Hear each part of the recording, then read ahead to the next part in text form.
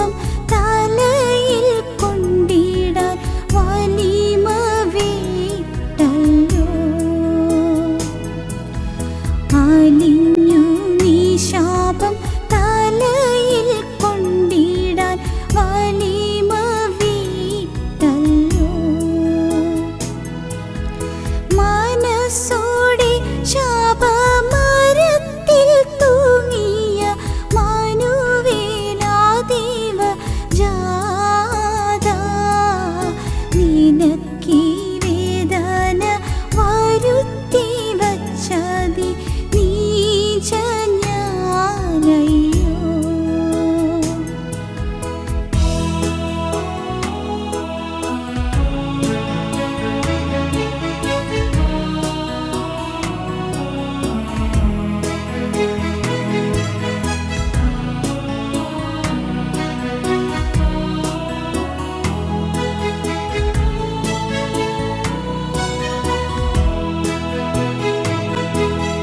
നന്ദി കെട്ടയി നരരെ നരക അഗ്നിയിൽ നിന്നും നേടാൻ.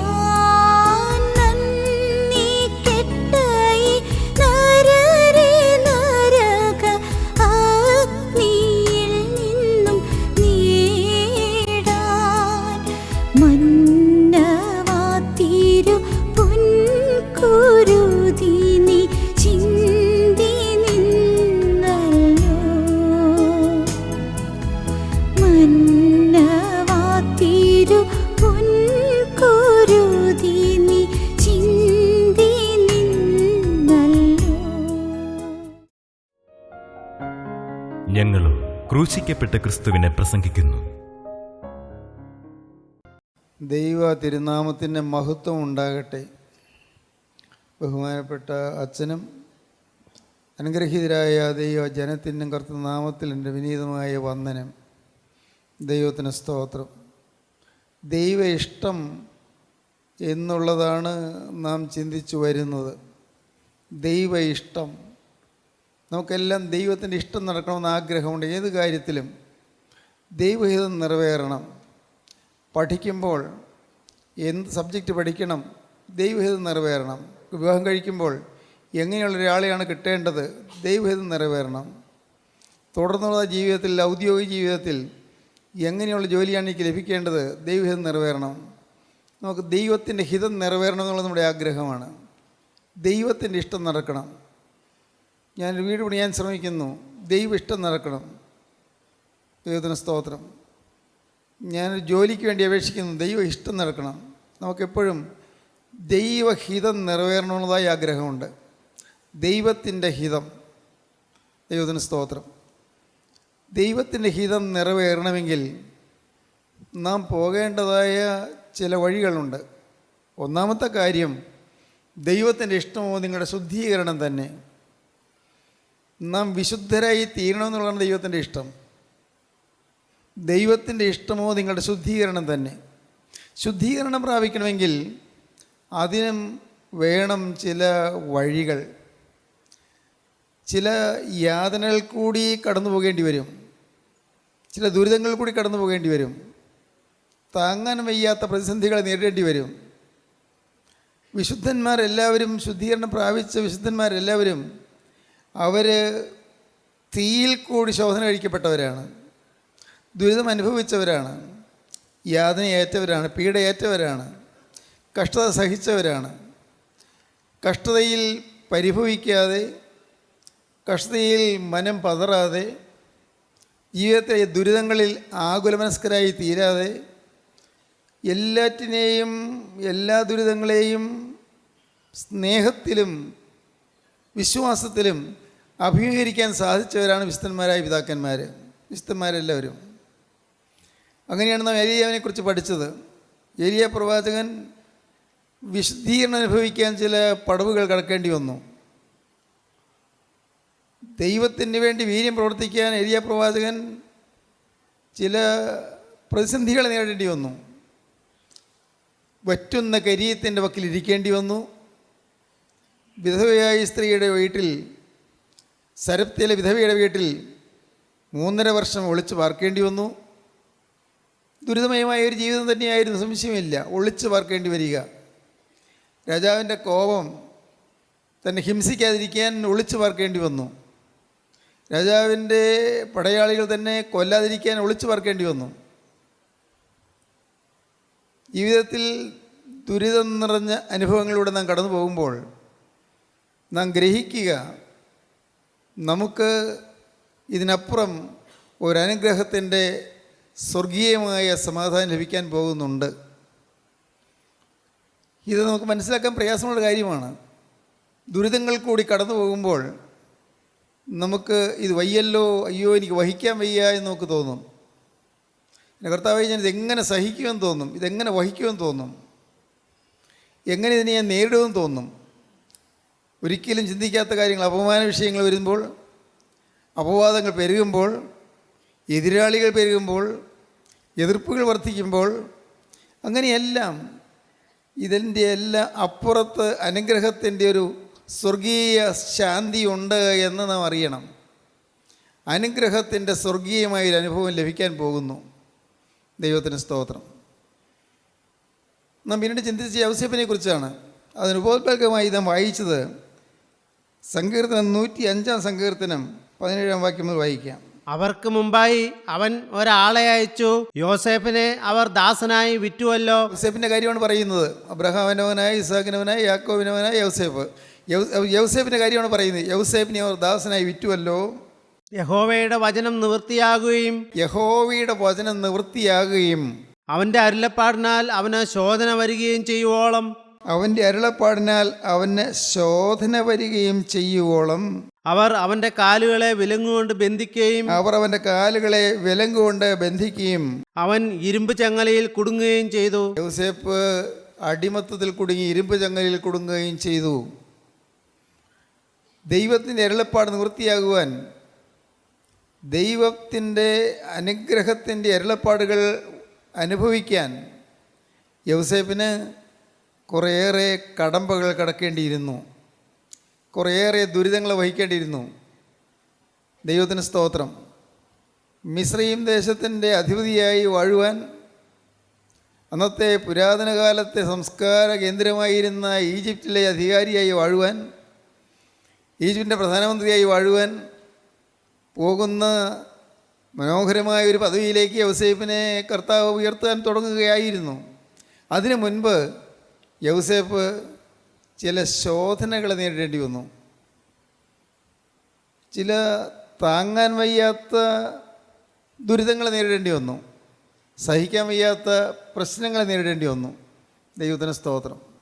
പത്രോസ് എഴുതിയ ലേഖനത്തിൽ അപ്പോസ്തലനായ പത്രോസ് പറയും, നിങ്ങൾക്ക് പരീക്ഷയ്ക്കായി സംഭവിച്ചിരിക്കുന്ന അഗ്നിശോധനയെങ്കിൽ ഒരു അപൂർവ കാര്യം വന്നുകൂടി എന്ന് വെച്ച് അതിശയിച്ചു പോകരുത്. പരീക്ഷയ്ക്കായി സംഭവിച്ചിരിക്കുന്ന അഗ്നിശോധനയെങ്കിൽ ഒരു അപൂർവ കാര്യം വന്നുകൂടി എന്ന് വെച്ച് അതിശയിച്ചു പോകരുത്. വെച്ചാൽ നിങ്ങൾക്ക് ഒരിക്കൽ സംഭവിച്ചില്ലാത്ത ഒരു കാര്യം നിങ്ങൾക്ക് സംഭവിച്ചു എന്ന് വന്നാൽ നിങ്ങൾ അതിശയിച്ചു പോകരുത്. പ്രിയമുള്ളവരെ, നിങ്ങൾക്ക് പരീക്ഷയ്ക്കായി സംഭവിച്ചിരിക്കുന്ന അഗ്നിശോധനയെങ്കിൽ ഒരു അപൂർവ കാര്യം നിങ്ങൾക്ക് വന്നുകൂടി എന്ന് വെച്ച് അതിശയിച്ചു പോകരുത്. ഇതുവരെയും ഒരിക്കലും കണ്ടിട്ടില്ലാത്തൊരു കാര്യം നിങ്ങൾക്ക് വന്നുകൂടി എന്ന് വെച്ച് നിങ്ങൾ അതിശയിച്ചു പോകരുത്. അഗ്നിശോധനയിൽ കൂടിയാണ് കടന്നു പോകുന്നത്. ദൈവത്തിന് സ്തോത്രം. അഗ്നിശോധന, തീയിൽ കൂടി കടന്നു പോകേണ്ടി വരികയാണ്. പരീക്ഷയ്ക്കായി സംഭവിച്ചിരിക്കുന്ന അഗ്നിശോധനയെങ്കിൽ ഒരു അപൂർവ കാര്യം വന്നുകൂടിയെന്ന് വെച്ച് അതിശയിച്ചു പോകരുത്. ദൈവത്തിന് സ്തോത്രം. ആരെല്ലാം ഉയർന്നിട്ടുണ്ടോ, ആത്മാവിൽ വളർന്നിട്ടുണ്ടോ, ആത്മാവിൽ ശക്തി പ്രാപിച്ചിട്ടുണ്ടോ, അവരെല്ലാം അഗ്നിശോധനയിൽ കൂടി കടന്നുപോയവരാണ്. യൗസേപ്പിൻ്റെ ജീവിതത്തിൽ അഗ്നിശോധന വന്നു. അഗ്നിശോധനകൾ. സ്വന്തം സഹോദരന്മാർ യൗസേപ്പിനെ വെറുത്തു. സ്വന്തം സഹോദരന്മാർ യൗസേപ്പിനെ പകച്ചു. സ്വന്തം സഹോദരന്മാർ യൗസേപ്പിനെ പൊട്ടക്കണ്ടിൽ തള്ളിയിട്ടു. സ്വന്തം സഹോദരന്മാർ യൗസേപ്പിനെ കുറിച്ച് അല്പം പോലും അലിവില്ലാതെ പെരുമാറി. സ്വന്തം സഹോദരന്മാർ യൗസേപ്പിനെ വിറ്റ് 20 വെള്ളിക്കാശ് വാങ്ങി. യൗസേപ്പിനെ അടിമ വ്യാപാരികൾക്ക് യൗസേപ്പിനെ അവർ വിറ്റ് കളഞ്ഞു. ദൈവത്തിന് സ്തോത്രം. യൗസേപ്പിനെ വകവരുത്താൻ തീരുമാനിച്ചു. യൗസേപ്പ് ഉയരരുത് എന്നവർ തീരുമാനിച്ചു. ഒരു കാരണവശാലും യൗസേപ്പ് വളർന്നു പോകരുത് എന്നവർ തീരുമാനിച്ചു. സ്വന്തം സഹോദരന്മാർ. ദൈവത്തിന് സ്തോത്രം. പക്ഷേ യൗസേപ്പ് അവിടെയൊന്നും പതറിയില്ല, അവിടെയൊന്നും ഉള്ളു വാടിയില്ല. യൗസേപ്പിൻ്റെ ചരിത്രം ഞാൻ പഠിച്ചപ്പോൾ, വേദപുസ്തകത്തിൽ വായിച്ചപ്പോൾ ഞാൻ ഓർത്തു, എൻ്റെ കർത്താവ്, യൗസേപ്പ് എങ്ങനെ സാധിച്ചു? ഒരു പരാതിയില്ലാതെ, ഒരു പരിഭവമില്ലാതെ, സഹോദരന്മാരോട് ഒരു ഈർഷ്യയുമില്ലാതെ, എന്നാലും എന്നെ കൊല്ലാൻ നോക്കിയവരാണല്ലോ എന്നുള്ള ചിന്തയില്ലാതെ അവരെ സ്നേഹിക്കാൻ എങ്ങനെ സാധിച്ചു? ദൈവത്തിന് സ്തോത്രം. ഞാൻ ചെറുതായി, ആ വചനത്തിന് മുമ്പിൽ ഞാൻ എളുപ്പപ്പെട്ടു. ആ വചനം വായിച്ച് ഞാൻ ചെറുതായി. കർത്താവേ, ഞാൻ ഒന്നും ആയില്ല, ആത്മീയമായി ഞാൻ ഒന്നും ആയില്ല. എങ്ങനെ പകയ്ക്കാതിരിക്കും? എങ്ങനെ വെറുക്കാതിരിക്കും? ആ സഹോദരന്മാരെ എങ്ങനെ വെറുക്കാതിരിക്കും? യൗസേപ്പ് വളരെ സ്നേഹം കൊണ്ട് നിറഞ്ഞവനായിട്ടാണ് അവരോട് പെരുമാറുന്നതെല്ലാം.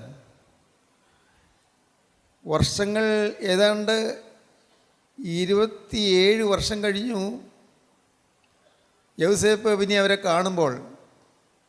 അതിനിടയ്ക്ക് എന്തെല്ലാം സംഭവിച്ചു? യൗസേപ്പ് അതിനിടയ്ക്ക് 17-ാമത്തെ വയസ്സിൽ വീട് വിട്ടു പോയ യൗസേപ്പ്, അടിമപ്പണി ചെയ്ത് അടിമ വ്യാപാരികളുടെ കൂട്ടത്തിൽപ്പെട്ട യൗസേപ്പ്, ഈജിപ്തിലെ ഫറോ രാജാവിൻ്റെ അകമ്പടി നായകനായ പൊത്തിഫറിൻ്റെ ഭവനത്തിൽ അടിമയായ യൗസേപ്പ്, അടിമയായി ജീവിച്ച കാലത്ത് എന്തെല്ലാമൊക്കെയാണ് സംഭവിച്ചത് നമുക്കറിയാമല്ലോ. അവിടെയെല്ലാം ഈ ദുരിതപൂരിതമായ ജീവിതത്തിൽ യൗസേപ്പിന് ഒരു ചിന്തയുണ്ടായിരുന്നു. എന്നെ കാണുന്ന ഒരു ദൈവമുണ്ട്, എന്നെ അറിയുന്ന ഒരു ദൈവമുണ്ട്, എന്നെ സ്നേഹിക്കുന്നൊരു ദൈവമുണ്ട്, എൻ്റെ ഭാവി കരുതുന്നൊരു ദൈവമുണ്ട്, എൻ്റെ കാര്യമെല്ലാം അന്വേഷിക്കാൻ എനിക്കൊരപ്പനുണ്ട്. സ്തോത്രം. എൻ്റെ ബഹുമാന്യ സഹോദരങ്ങളെ, ഞാൻ നിങ്ങളോട് വളരെ എളിമയോടെ പറയട്ടെ, നമുക്കൊരപ്പനുണ്ട്, നമുക്കൊരു നാഥനുണ്ട്, നമുക്കൊരു കർത്താവുണ്ട്, നമുക്കൊരു രക്ഷകർത്താവുണ്ട്. നാം ആരും അനാഥരല്ല. സ്തോത്രം. എനിക്ക് ആരുമില്ലെന്ന് നിങ്ങൾക്കാർക്കും തോന്നരുത്. എന്നെ സ്നേഹിക്കാൻ ആരുമില്ലെന്ന് നിങ്ങൾക്ക് തോന്നരുത്, ഒരു കാലം തോന്നരുത്. എനിക്ക് ഒരു സഹായം ചെയ്യാൻ ആരുമില്ലെന്ന് തോന്നരുത്. ഇന്ന് ഇവിടെ നമുക്കാരും സഹായമില്ലെന്ന് തോന്നുമ്പോഴും നമ്മെ സഹായിപ്പാൻ കരം നീട്ടി നിൽക്കുന്ന ക്രിസ്തു ഉണ്ട്. നിങ്ങൾ വിശ്വസിക്കൂ. ദൈവത്തിന് സ്തോത്രം. സഹായിപ്പാൻ കരം നീട്ടി നിൽക്കുന്ന ജീവനുള്ള ക്രിസ്തുവിൻ്റെ അരികത്ത് വരുന്നുണ്ട്. നിങ്ങൾ വിശ്വസിക്കൂ. ഓരോരുത്തരെയും കാണും ദൈവം. നമ്മുടെ തലമുടി നാര് പോലെ എണ്ണിയിരിക്കും ദൈവം. സ്തോത്രം. ഞാൻ ചിന്തിക്കുകയാണ്, ഞാൻ ആലോചിക്കുകയാണ്, അങ്ങ് ചന്ദ്രനിലെത്തിയ ഇർവിൻ 8-ാം സങ്കീർത്തനം വിടർത്തി വായിച്ചു. നിൻ്റെ വിരലുകളുടെ പണിയായ ആകാശത്തെയും നീ ഉണ്ടാക്കിയ ചന്ദ്രനെയും നക്ഷത്രങ്ങളെയും ഓർക്കുമ്പോൾ മർത്തിനെ നീ ഓർക്കേണ്ടതാണ് എന്ത് എന്ന്. ചന്ദ്രനിൽ ആദ്യമായി കാലുകുത്തിയ നീൽ ആംസ്ട്രോങ്, അദ്ദേഹം പറഞ്ഞു പ്രൈസ് ദ ലോർഡ് എന്ന്. വേദപുസ്തകം കയ്യിൽ വെച്ചുകൊണ്ടാണ് ഇർവിൻ അവിടെ കാലുകുത്തിയത്. നീൽ ആംസ്ട്രോങ് ദൈവത്തിന് സ്തോത്രം എന്ന് പറഞ്ഞു. ദൈവത്തിന് സ്തോത്രം. എന്തിനാ പറഞ്ഞതെന്നറിയാമോ? ഈ ചന്ദ്രനും ഈ സൂര്യനും അല്ല, ഈ ഗാലക്സി എല്ലാം അണ്ടകടാഹം മുഴുവനും മെനഞ്ഞുണ്ടാക്കിയ ജീവനുള്ള ദൈവം എൻ്റെ അപ്പനാണ് എന്ന് നിങ്ങൾക്ക് തോന്നുന്നെങ്കിൽ നിങ്ങൾ ഭാഗ്യശാലികളാണ്. എല്ലാം ഉണ്ടാക്കിയ ഈ ജീവനുള്ള ദൈവം എൻ്റെ കാര്യം നോക്കാൻ മതിയായവനാണ്. എൻ്റെ പ്രശ്നമറിയാൻ അവൻ നോക്കി നിൽക്കുകയാണ്. പ്രശ്നത്തിന് പരിഹാരം കാണാൻ അവൻ കാത്തു നിൽക്കുകയാണ്. എൻ്റെ രോഗം അവൻ കാണുന്നുണ്ട്, എൻ്റെ വേദന അവൻ അറിയുന്നുണ്ട്, രോഗത്തിൻ്റെ മൂലകാരണം അവൻ അറിയുന്നുണ്ട്. എൻ്റെ കുടുംബത്തിലെ ക്ലേശം അവൻ അറിയാം. എൻ്റെ കുടുംബത്തിലെ പ്രയാസങ്ങളും ഭാരങ്ങളും ആകുലങ്ങളും അഭിപ്രായ വ്യത്യാസങ്ങളും എല്ലാം അവനറിയാം. എനിക്കൊരു ജോലിയില്ലാത്ത കാര്യം അവനറിയാം. എനിക്ക് വരുമാനമില്ലെന്നവനറിയാം. ദൈവത്തിന് സ്തോത്രം. ദൈവത്തിന് സ്തോത്രം. ഈ കടത്തിൻ്റെ പോകാൻ വഴിയില്ല ഞാൻ വലയുന്നവനറിയാം. എൻ്റെ ദൈവമേ, ഞാൻ എങ്ങനെ ഈ കടം വീട്ടേണ്ടെന്ന് പറഞ്ഞാൽ ഞാൻ വിഷമിക്കുന്നവനറിയാം. സ്തോത്രം, ദൈവത്തിന് സ്തോത്രം. ഒരു കുഞ്ഞില്ലാതിരിക്കുന്നത്, അയ്യോ എനിക്കൊരു കുഞ്ഞിനെ കിട്ടിയില്ലല്ലോ എന്നോർത്ത് നീ വലയുന്നത് അവനറിയാം. പ്രിയപ്പെട്ടവരെ, അവൻ നിങ്ങളെ അറിയുന്നവനാണ്, അവൻ നിങ്ങളെ സ്നേഹിക്കുന്നവനാണ്, അവൻ നിങ്ങളുടെ കാര്യം അന്വേഷിക്കുന്നവനാണ്. നിങ്ങൾ വിശ്വസിക്കൂ, അവൻ സ്നേഹമുള്ള പിതാവാണ്. അവനെ നീ വിശ്വസിക്കൂ.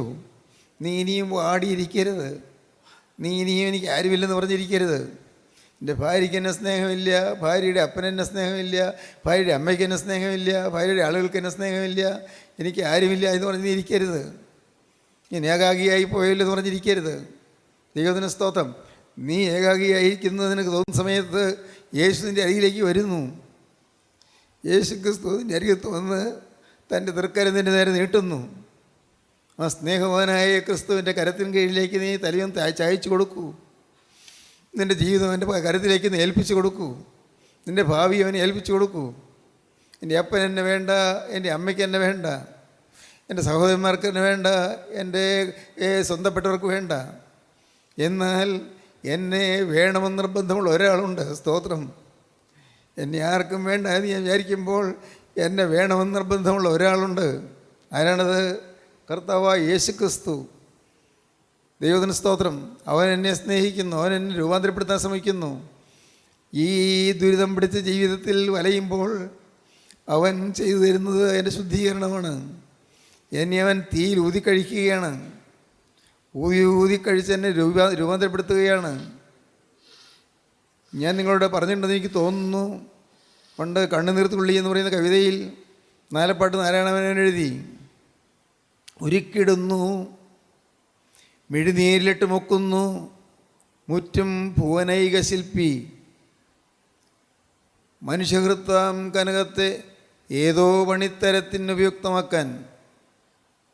ഉരുക്കിടുന്നു മിഴിനീരിലിട്ട് മുക്കുന്നു മുറ്റും ഭുവനൈക ശില്പി. ലോകത്തിലെ ഏകശില്പിയായി നിത്യനായ ദൈവം മനുഷ്യഹൃദയത്തെ, മനുഷ്യജീവിതത്തെ ഒരുക്കുന്നു, പിന്നെ കണ്ണുനീരിലിട്ട് മുക്കുന്നു. ഇത് മനുഷ്യഹൃദയത്തെ, മനുഷ്യഹൃദയമാകുന്ന ആ പൊൻകട്ടയെ അവനെടുത്ത് ഇങ്ങനെ മിഴിനീരിലിട്ട് മുക്കിയിട്ട് അവൻ അതുകൊണ്ട് പണിപ്പാടുണ്ടാക്കുന്നു. മനുഷ്യകർത്താവുന്ന ഹൃദയത്തെ ഏതോ പണിത്തരത്തിന് ഉപയുക്തമാക്കാൻ, ഏതോ നല്ല പണിപ്പാടാക്കാൻ, ഏതോ നല്ല ആഭരണമാക്കാൻ. ദൈവത്തിന് സ്തോത്രം. നല്ലൊരാഭരണം മെനയാൻ തുടങ്ങുകയാണ്. നിങ്ങൾക്കത് മനസ്സിലാകുമോ? ദൈവത്തിന് സ്തോത്രം. എനിക്ക് മുഴുവൻ മനസ്സിലായിട്ടില്ലെങ്കിലും ഞാനൊരളവിൽ പലതും കണ്ട് അനുഭവിച്ചു വരികയാണ്. ജീവിതത്തിലെ വേദനകളും ദുരിതങ്ങളും ഭാരങ്ങളും പ്രശ്നങ്ങളും ആകുലങ്ങളുമായി ഞാൻ വലഞ്ഞു പോയിട്ടുണ്ട്. അങ്ങനെയുള്ള സമയങ്ങളിൽ എൻ്റെ യേശു എനിക്ക് താങ്ങായി തണലായി എൻ്റെ അരികത്ത് വന്നിട്ടുണ്ട്. എനിക്കറിയാം, ഞാൻ അനുഭവിച്ചു. ഈ നല്ലവനായ യേശുവിനെ ഞാൻ അനുഭവിച്ചു. ഞാൻ ഇടയ്ക്ക് അവനോട് പറയും, രഹസ്യമായി പറയും, കർത്താവേ, എനിക്ക് വേറൊരാഗ്രഹമില്ല, വേറൊരു താല്പര്യമില്ല. ഒന്നേ ഒന്ന് മാത്രം, നിൻ്റെ വിശുദ്ധനും വിശ്വസ്തനുമായി ജീവിച്ച് എൻ്റെ കാലം തികച്ച് നിൻ്റെ സന്നിധിയിലേക്ക് നീ വിളിക്കുമ്പോൾ പറന്നു വരണം, മതി. വേറൊന്നും വേണ്ട. നിങ്ങൾ കേട്ടോ, നിൻ്റെ വിശുദ്ധനും വിശ്വസ്തനുമായി ജീവിച്ച് എൻ്റെ കാലം തികച്ച് നീ വിളിക്കുമ്പോൾ നിൻ്റെ സന്നിധിയിലേക്ക് പറന്നു വരണം. സ്തോത്രം. ഇതാണ് എൻ്റെ കർത്താവിനോട് ഞാൻ എളിമയോടെ പറയുന്ന അപേക്ഷ. സ്തോത്രം. സഹോദരീ സഹോദരന്മാരെ, ഇന്ന് നിങ്ങളിത് കേട്ടുകൊണ്ടിരിക്കുമ്പോൾ നിങ്ങൾ ദൈവത്തോട് പറയണം, കർത്താവേ, എന്നെ നീ ഒരുക്കണമേ, എന്നെ നീ രൂപാന്തരപ്പെടുത്തണമേ, എന്നെ നീ ശുദ്ധീകരിച്ചെടുക്കണമേ. യൗസേപ്പിൻ്റെ ജീവിതത്തിലൊന്നതായി ദുരിതങ്ങളും യാതനകളും കഷ്ടപ്പാടുകളും പീഡകളും എല്ലാം യൗസേപ്പ് ഏറ്റിട്ട് യൗസേപ്പ് തളരാതെ നിന്നതുപോലെ എല്ലാ ദുരിതങ്ങളും വരുമ്പോഴും തളരാതെ നിൽക്കാനുള്ള കൃപ എനിക്ക് തന്നാൽ മതി. സ്തോത്രം. ഇവരൊന്നും എനിക്ക് വേണ്ട, എനിക്ക് നിൻ്റെ കൃപ മതി. സ്തോത്രം. ദൈവത്തിൻ്റെ വലിയ നാമമുഹൂർത്തം. കൃപ മാത്രം മതി, വേറൊന്നും വേണ്ട. ദൈവമേ, നിൻ്റെ സാന്നിധ്യം മതി, വേറൊന്നും വേണ്ട എനിക്ക്. നിൻ്റെ കൃപ മതി, വേറൊന്നും വേണ്ട എനിക്ക്. കർത്താവേ, നിൻ്റെ സാന്നിധ്യം തന്നാൽ മതി. കർത്താവേ, എൻ്റെ ഉള്ളു പാടാൻ തുടങ്ങുമ്പോൾ, കർത്താവേ, എൻ്റെ ഹൃദയം പിടയുമ്പോൾ, എൻ്റെ മനസ്സ് വിഷമിക്കുമ്പോൾ, വേദനിച്ച് മനസ്സ് ഉരുകുമ്പോൾ, കർത്താവേ, നീ എൻ്റെ അരികത്ത് വന്ന് തണലായി നിന്നാൽ മാത്രം മതി. ദൈവത്തിൻ്റെ വലിയ നാമം മഹത്വപ്പെടട്ടെ. നിങ്ങളെ കർത്താവ് രൂപാന്തരപ്പെടുത്തിക്കൊണ്ടിരിക്കുകയാണ്. ദൈവത്തിന് സ്തോത്രം. കഠിനമായ ശോധനയിൽ കൂടി നിങ്ങളെ രൂപാന്തരപ്പെടുത്തിക്കൊണ്ടിരിക്കുകയാണ്. നിങ്ങളെ അവൻ പരുവപ്പെടുത്തിക്കൊണ്ടിരിക്കുകയാണ്. നിങ്ങളെ കൊത്തി കൊത്തി മനോഹരമായൊരു ആഭരണമാക്കി തീർത്തുകൊണ്ടിരിക്കുകയാണ്. കൊത്തി പണിതുകൊണ്ടിരിക്കുകയാണ് മനോഹരമായൊരു ആഭരണം. എന്തിന്? രാജാധിരാജനായ ക്രിസ്തുവിൻ്റെ തിരുമാറിലണിയാനുള്ള അവൻ്റെ കണ്ഠാഭരണമാക്കി അവൻ നിങ്ങളെ തീർക്കാൻ തുടങ്ങിക്കൊണ്ടിരിക്കുകയാണ്. ക്രിസ്തുവിൻ്റെ ആ അതിമനോഹരമായ കണ്ഠാഭരണമായി തീരാൻ മകനെ നിനക്ക് താല്പര്യമുണ്ടോ? മകളെ നിനക്ക് ആഗ്രഹമുണ്ടോ? എങ്കിൽ ദുരിതങ്ങൾ വരുമ്പോൾ നീ ഭാരപ്പെടരുത്. പ്രശ്നങ്ങൾ വരുമ്പോൾ നീ പരിഭവിക്കരുത്. എല്ലാവരും എതിരാകുമ്പോൾ നീ വാടിപ്പോകരുത്. ദൈവത്തിന് സ്തോത്രം. വീട്ടിലാരും അനുകൂലമല്ലാതെ വരുമ്പോൾ നീ വിഷമിച്ചു പോകരുത്. ആർക്കും എന്നോട് സ്നേഹമില്ലാതെ നിനക്ക് തോന്നരുത്. നിന്നെ സ്നേഹിക്കുന്ന ഒരാളുണ്ട്. ഞാൻ ആവർത്തിച്ച് പറയട്ടെ, നിന്നെ സ്നേഹിക്കുന്ന ഒരാളുണ്ട്. അത് ഗോകുൽത്തായിൽ ക്രൂശിൽ മരിച്ച കർത്താവായ യേശു ക്രിസ്തുവാണ്. ഗോകുൽത്തായിലെ കുരിശിൽ അവൻ 3 ആണികൾ തൂങ്ങി. അവൻ ആരോരുമില്ലാത്തതിനെ പോലെ കുരിശിന്മേൽ കിടന്നു. കൂട്ടുകാരുണ്ടായിരുന്നു. ആ ശിഷ്യന്മാരെല്ലാം ഓടിപ്പോയി. അവന് സ്ലിഹ മാത്രമുണ്ട് താഴെ. അനേകര് അവന് സൗഖ്യം കിട്ടിയവരുണ്ടായിരുന്നു. ദൈവത്തിന് സ്തോത്രം. കാഴ്ചയില്ലാത്തവരുണ്ടായിരുന്നു. കണ്ണുകാഴ്ച കിട്ടി. ഭർത്തിമായി കണ്ണുകാഴ്ച കിട്ടി. ബേത്സേദയിലേക്ക് ഉടനെ കണ്ണുകാഴ്ച കിട്ടി. ദൈവത്തിന് സ്തോത്രം. യായിറോസിൻ്റെ മകൾ അവൾ ഉയർത്തെഴുന്നേറ്റു. 12 കൊല്ലം രക്തവാർച്ച ഉണ്ടായിരുന്ന സ്ത്രീ അവൻ്റെ തിരുവസ്ത്രത്തിന് തൊങ്ങൽ തൊട്ടപ്പോഴേക്കും രക്തവാർച്ച മാറി.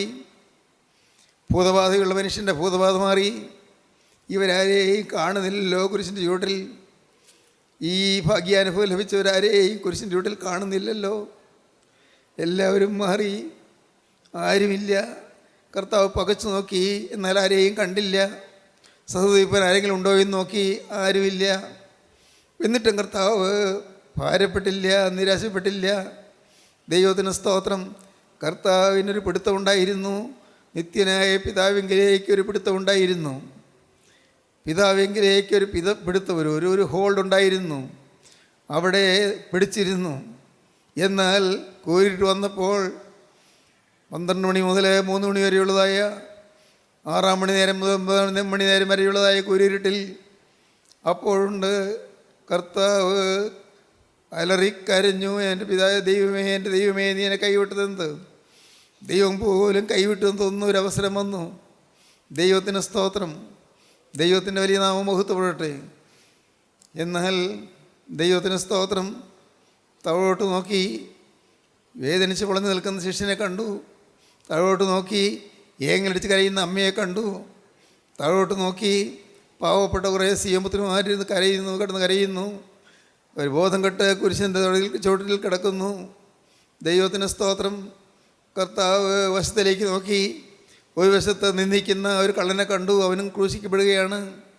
വേറൊരു വശത്ത് അനുദവിക്കുന്ന കള്ളനെ കണ്ടു, അവൻ മാനസാന്തരം കിട്ടി, അവനോട് സംസാരിച്ചു, അവന് സ്വർഗരാജ്യം കൊടുത്തു, അവൻ രക്ഷ കൊടുത്തു. ദൈവത്തിന് സ്തോത്രം. ദൈവത്തിന് സ്തോത്രം. കർത്താവ് ക്രൂശിന്മേൽ കിടന്ന് പിടയുമ്പോൾ എല്ലാം വഹിച്ചു, എല്ലാം സഹിച്ചു. എന്തിന്? തൻ്റെ മുമ്പിൽ വെച്ചിരുന്ന സന്തോഷം അവൻ ഓർത്തു. അപമാനം അലക്ഷ്യമാക്കി ക്രൂശിനെ സഹിക്കുകയും ദൈവസിംഹാസനത്തിൻ്റെ വലത്തുഭാഗത്തിരിക്കുകയും ചെയ്തു. നിങ്ങളുടെ ഉള്ളിൽ ക്ഷീണിച്ച് മടുക്കാതിരിപ്പാൻ പാപികളാൽ തനിക്ക് നേരിട്ട ഇങ്ങനെയുള്ള വിരോധം സഹിച്ചവനെ ധ്യാനിച്ചു കൊള്ളുവീൻ. സ്തോത്രം. എൻ്റെ ബഹുമാന്യ സഹോദരങ്ങളെ, ഞാൻ വളരെ എളിമയോട് നിങ്ങൾ പറയുകയാണ്, നിങ്ങൾ വാടരുത്, നിങ്ങൾ തളരരുത്. നിങ്ങളുടെ ജീവിതത്തിലെ കഷ്ടപ്പാട് വരുമ്പോൾ എനിക്ക് എൻ്റെ കർത്താവ് ശുദ്ധീകരണത്തിനായിട്ട് തന്നതാണ് നിങ്ങൾ വിശ്വസിച്ചുകൊള്ളുക. ദൈവത്തിന് സ്തോത്രം. എന്നിട്ട് നിങ്ങൾ കർത്താവിനെ സ്തുതിച്ചു കൊള്ളുക. കർത്താവെ, ഈ രോഗം എനിക്ക് തന്നതിനായി നിനക്ക് സ്തുതി. ഈ ആപത്ത് എൻ്റെ കുടുംബത്തിൽ വന്നതിനായി നിനക്ക് സ്തുതി. ഈ പ്രശ്നം എൻ്റെ ജീവിതത്തിൽ വന്നതിനായി നിനക്ക് സ്തുതി. ഈ പെരിയ കടം വന്ന് ഏറിയതിനായി നിനക്ക് സ്തുതി. കർത്താവെ, എല്ലാവരും എതിരായതിനായി നിനക്ക് സ്തുതി. യേശുവേ, എനിക്ക് അനേകം പ്രതിസന്ധികൾ വന്നതിനായി നിനക്ക് സ്തുതി. കർത്താവേ, എനിക്ക് മുന്നോട്ട് പോകാൻ വഴിയില്ലാതെ വഴി അടഞ്ഞതിനായി നിനക്ക് സ്തുതി. സ്തുതിക്കുക, സ്തുതിക്കുക, സ്തുതിക്കുക, സ്തുതിയിൽ കയറുക, സ്തുതി ബലികൾ അണച്ചേറിടുവീൻ. കർത്തൃപ്രകാരെ നിർമ്മലമായ കാഴ്ചയുമായി കർത്താവിൻ്റെ പ്രാകാരങ്ങളിൽ സ്തുതി സ്തുതി സ്തുതികൾ മുന്നേറുക. സ്തുതി ബലികൾ അണച്ചേറിടുവീൻ. കർത്തൃപ്രകാരെ ദൈവത്തിന് നിർമ്മല കാഴ്ചയുമായി സ്തോത്രം, ദൈവത്തിന് സ്തോത്രം. കർത്തനെ സ്തുതി മദ്ബഹ മുൻപിൽ. ഹാലേലുയ്യ, ഹാലേലുയ്യ, ഹാലേലുയ്യ. കാരുണ്യവാനേ മഹാപരിശുദ്ധനായ ഞങ്ങളുടെ സ്വർഗീയ പിതാവേ, ഈ അനുഗ്രഹീത സമയത്തുങ്ങൾക്കായി ഞങ്ങളിതിനെ സ്തുതിക്കുന്നു, ഞങ്ങളിതിനെ സ്തോത്രം ചെയ്യുന്നു. കർത്താവേ, ഞങ്ങളുടെ ജീവിതത്തിലിടുന്നതായ പ്രതിസന്ധികളും പ്രശ്നങ്ങളും പരിഹാരം കാണാൻ ഞങ്ങൾ വിഷമിക്കുന്നതായ അനേകം കൊടിയ യാതനകളും എല്ലാം ഞങ്ങളുടെ നന്മയ്ക്കായിട്ട് തീരുമെന്നും അവിടുത്തെ സന്നിധിയിൽ വിശുദ്ധരും നിഷ്കളങ്കരമായി ഞങ്ങൾ നിൽക്കുന്നതിന് വേണ്ടി അത് ഉപയോഗിക്കുമെന്നും ഞങ്ങൾക്ക് മനസ്സിലാക്കി തരുന്നതിനായി സ്തോത്രം. എല്ലാവരെയും വാഴ്ത്തണമേ, എല്ലാവരെയും അനുഗ്രഹിക്കണമേ. യേശു ക്രിസ്തുവിൻ്റെ രാജകീയ നാമത്തിൽ പ്രാർത്ഥിക്കുന്ന കൃപയോടെ കേൾക്കണമേ. ആമീൻ.